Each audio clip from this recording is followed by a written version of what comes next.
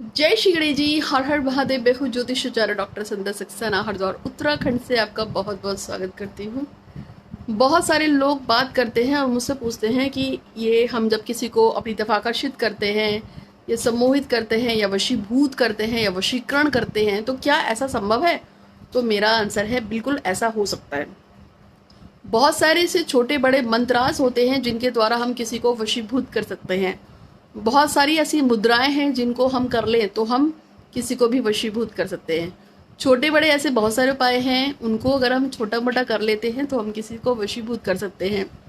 खास मामलों में हम किसी को वशीभूत नहीं कर पाते हैं, जैसे कि अगर किसी पे ऑलरेडी किसी ने कुछ किया कराया होगा, टोना टोटका होगा, ब्लैक मैजिक होगा, या किसी के ऊपर हाय बद्दुआ होगी या कुछ और होगा, या कोई किसी पे पहले ही कुछ करवा रहा हो, तो ऐसे मामलों में किसी को वशीभूत करना थोड़ा सा मुश्किल हो जाता है, लेकिन नामुमकिन बिल्कुल भी नहीं होता है। ऐसे ही आपको कुछ उपाय देने आई हूँ। यदि आप किसी को पसंद करते हैं या किसी को अपनी तरफ आकर्षित करना चाहते हैं या आप चाहते हैं कि सभी लोग मेरी तरफ आकर्षित हो, तो उसके लिए एक अच्छा सा उपाय आपको बताऊंगी। लेकिन उससे पहले यदि आप मुझे पसंद कर रहे हैं तो इस चैनल को सब्सक्राइब करके बेल आइकन दबाइएगा। इंस्टाग्राम पे मुझे फॉलो कीजिएगा। यूट्यूब पे मेरे 3 चैनल हैं, आपको ना मिल रहे हो तो आप मुझसे मांग सकते हैं। फोटो रीडिंग बिल्कुल फ्री है, आप अपने बारे में कुछ भी पूछ सकते हैं, मैं आपको बता दूंगी, बस आपको व्हाट्सअप करना होगा।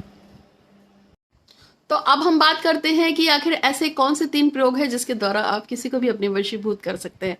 तो उपाय नंबर 1 आता है और वो आता है तिलक के द्वारा।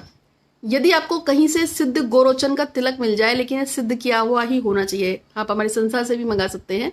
सिद्ध गोरोचन के तिलक को यदि माथे पर लगाकर जिस व्यक्ति को आप पसंद करते हैं उस व्यक्ति का नाम लगातार आप याद करते हैं तो वो व्यक्ति आपके वशीभूत हो जाता है और आपकी हर बात को मानने लगता है।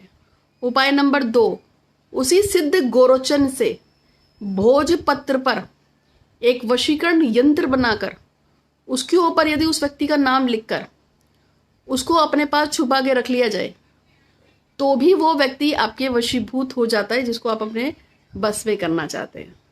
नंबर 3 है कि एक खास तरह का इत्र होता है, उस इत्र को यदि हाथ पे लगाया जाए, ये काली माता का इत्र होता है, उस इत्र को आप हाथ पे लगाइए और हाथ में लगाने के बाद यदि आप वशीकरण का मंत्र क्लीम कृष्ण क्लीम नमः का लगातार जाप करें उस इत्र को लगाकर, ये माता कालिका का इत्र होता है वशीकरण से संबंधित, और लगातार इस मंत्र का जाप करें और उस व्यक्ति को याद करें जिसे आप पसंद करते हैं।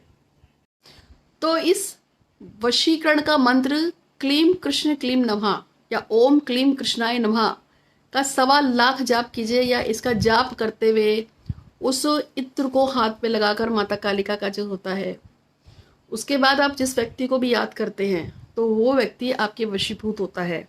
तो 3 तरीकों से मैंने आपको बताया है। गोरोचन का तिलक को माथे पे, नाभि पे सिद्ध किया हुआ अगर लगाया जाए और उस इंसान को याद किया जाए जिसको आप प्यार करते हैं, वो इंसान आपके वशीभूत होता है। दूसरे तौर पे एक यंत्र बना के देते हैं, उस यंत्र पे, या आप खुद पे बना लीजिए, सिद्ध गोरोचन आपके पास हो तो वशीकरण का यंत्र बना के उसके बीच में उस मंत्र को लिख कर आप उस व्यक्ति का नाम लिखिए या फोटो चिपका दीजिए, उसको याद करेंगे जैसे मैं बताती हूँ, ये जैसे मैं बता रही हूँ, तो वो इंसान आपके वशीभूत हो जाता है। और एक तीसरे नंबर पे इत्र को लगाकर यदि हम किसी को याद कर रहे हैं और मंत्र का जाप भी कर रहे हैं तो व्यक्ति हमारे वशीभूत हो जाता है। ये 3 टेक्निक मैंने आपको सिखाई हैं। उम्मीद है कि आपको वीडियो पसंद आई होगी। अच्छी लगी है तो लाइक कीजिएगा, शेयर कीजिएगा। यह यंत्र अगर आप बनवाना चाहें या मंगवाना चाहें या गोरोचन मंगाना चाहें तो आप मेरी संस्थान से संपर्क कर सकते हैं। गोरोचन ओरिजिनल जो होता है वो थोड़ा टिपिकल होता है, बहुत मुश्किल से मिलता है क्योंकि ये खास चीज़ से बना होता है। अधिक जानकारी के लिए व्हाट्सएप कीजिएगा। कुछ पूछना हो तो व्हाट्सएप कर सकते हैं। आज के लिए इतना ही। आपका दिन शुभ हो। हर हर महादेव।